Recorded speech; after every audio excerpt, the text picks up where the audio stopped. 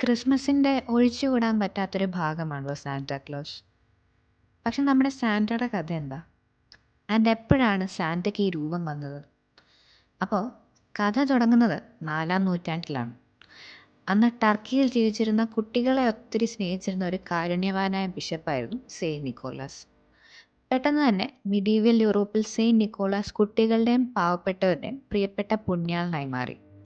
നെതർലൻഡ്സിൽ സിന്റർക്ലോസായും ഇംഗ്ലണ്ടിൽ ഫാദർ ക്രിസ്മസായും അദ്ദേഹം അറിയപ്പെട്ടു.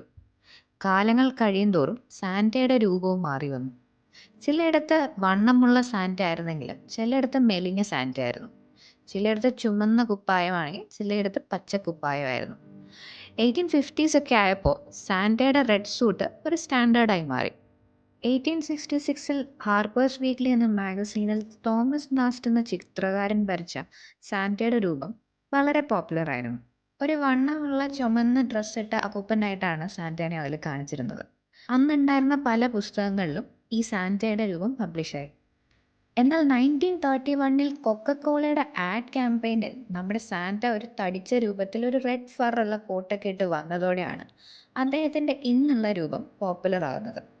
ശരിക്കും പറഞ്ഞാൽ അമേരിക്കയിലെ വിൽപ്പന കൂട്ടാനായിട്ട് കൊക്കക്കോള പോപ്പുലറാക്കിയതാണ് സാന്റാക്ലോസിനെ.